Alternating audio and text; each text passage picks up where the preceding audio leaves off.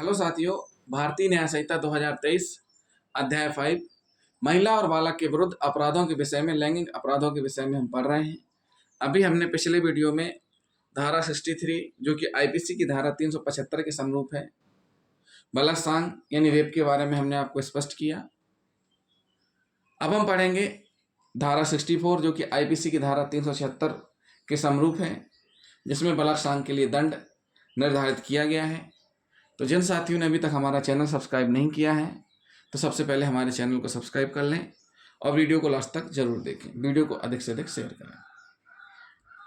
बलात्कार के लिए दंड है 63 में जो रेप करता है उन कंडीशन में उसको दंड मिलेगा कठिन कारावास 10 वर्ष से कम नहीं, जो आजीवन कारावास तक की हो सकेगी और जुर्माना भी देय होगा। क्या होगा? कठिन कारावास 10 वर्ष से कम नहीं और आजीवन कारावास तक की हो सकेगी और जुर्माना भी देय होगा। ये 64 की 1 है। धारा 64 जो कि आईपीसी की धारा 376 की समरूप है, उसका सब क्लोज 1 है। अब धारा 64 का सब क्लोज 2 क्या कह रहा है? जो कोई, उसमें ए कंडीशन डाल दी, 2 का ए। क्या डाल दिया? 2 का ए। 2 का ए क्या है? जो कोई पुलिस अधिकारी होते हुए उस पुलिस थाने की सीमा जिसमें ऐसा पुलिस अधिकारी नियुक्त है, सीमाओं के भीतर बलात्कार करेगा। सीमाओं के भीतर बलात्कार करेगा। सीमा मतलब एक थाना 2, 4, 5, 10 किलोमीटर एरिया में फैला रहता है। देहात क्षेत्र में काफ़ी बड़े एरिया में रहता है, कई सारे गांव आते हैं। तो उस थाना क्षेत्र की सीमाओं के भीतर बलात्कार अगर करता है जो कि उस थाने में अधिकारी नियुक्त है, तो यह 2A 64 2A सब क्लॉज 1 के तहत दंडनीय माना जाएगा। सेकेंड पार्ट क्या बोलता है 2A का? किसी भी थाने के परिसर में बलात्कार करेगा। किसी भी थाने के परिसर में बलात्कार मतलब जो थाने की बिल्डिंग होती है वो पूरी के पूरी जो थाने का एरिया बाउंड्री से लगा के अंदर तक का वो परिसर कहला जाता है। उसमें अगर बलात्कार करेगा तो 2A का सेकेंड पॉइंट से दंडनीय होगा। फिर 64 2A थर्ड किसी ऐसे पुलिस अधिकारी की अभिरक्षा में या ऐसे पुलिस अधिकारी के अधीनस्थ किसी पुलिस अधिकारी के अभिरक्षा में किसी महिला से बलात्कार करेगा। On a woman in a such police officer custody on और in the custody of a police officer subordinate to such a police officer. कोई ऐसे पुलिस अधिकारी के अधीनस्थ किसी पुलिस अधिकारी की अभिरक्षा में किसी महिला से बलात्कार करेगा तो वो 2A का थर्ड से दंडनीय माना जाएगा। अब हम पढ़ेंगे 2B। क्या पढ़ेंगे? 2A हो गया कंप्लीट। अब है 2B। 2B क्या कह रहा है? लोक सेवक होते हुए, पब्लिक सर्वेंट होते हुए, ऐसे लोक सेवक की अभिरक्षा में या ऐसे लोक सेवक के अधीनस्थ किसी लोक सेवक की अभिरक्षा में किसी महिला से बलात्कार करेगा। लोक सेवक होते हुए किसी महिला से बलात्कार करेगा। अभिरक्षा में ऐसा public servant subordinate to such public servant. 2C क्या कह रहा है? 2C कह रहा है केंद्रीय या किसी राज्य सरकार द्वारा किसी क्षेत्र में अभिनियोजित सशस्त्र बलों का कोई सदस्य होते हुए उस क्षेत्र में बलात्कार करेगा। सशस्त्र बल की ड्यूटी लगी किसी क्षेत्र में जो कि केंद्रीय और राज्य सरकार द्वारा अभिनियोजित की गई है, उस क्षेत्र में ही उसके द्वारा बलात्कार किया जाता है, तो वह 2 किसके तहत? 2C के तहत दंडित किया जाएगा। 2D क्या कह रही है? 2D कह रही है तत्समय प्रवृत्त किसी विधि द्वारा या उसके अधीन स्थापित किसी जेल, प्रेषण या गृह या अभिरक्षा के अन्य स्थान के या महिलाओं या बालकों की किसी संस्था के प्रबंध तत्व या कर्मचारी वृंद में होते हुए ऐसी जेल, प्रेषण गृह, स्थान व संस्था के किसी निवासी से बलात्कार करेगा।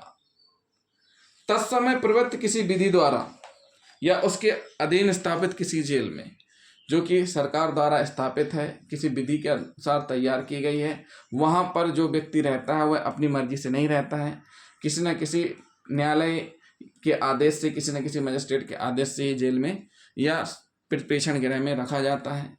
उस स्थान में किसी महिला के साथ बलात्कार अगर किया जाता है तो वह 2D के अंतर्गत दंडनीय माना जाएगा। 2E क्या कहती है? अस्पताल के कर्मचारी। 2E कहती है किसी अस्पताल के प्रबंध तंत्र या कर्मचारी वृंद में होते हुए उस अस्पताल में किसी महिला से बलात्कार करेगा। प्रबंध तंत्र में सब आ जाते हैं, कर्मचारी भी, तो उसमें प्रबंध तंत्र और कर्मचारी होते हुए अस्पताल में किसी महिला से बलात्कार करेगा तो वो क्या माना जाएगा? 2E के तहत दंडनीय माना जाएगा। 2F क्या कह रही है? महिला का नातेदार, संरक्षक या अध्यापक या उसके प्रति न्यास या प्राधिकारी की हैसियत में का कोई व्यक्ति होते हुए उस महिला से बलात्कार करेगा। कोई महिला है जो उसका रिश्तेदार, नातेदार है, उसका संरक्षक है, टीचर है, अध्यापक है, या उसके प्रति न्यास है, या अधिकारी की प्राधिकारी की हैसियत में कोई व्यक्ति उसके साथ बलात्कार करेगा तो वो 2F के तहत दंडनीय माना जाएगा। 2G क्या बोल रही है?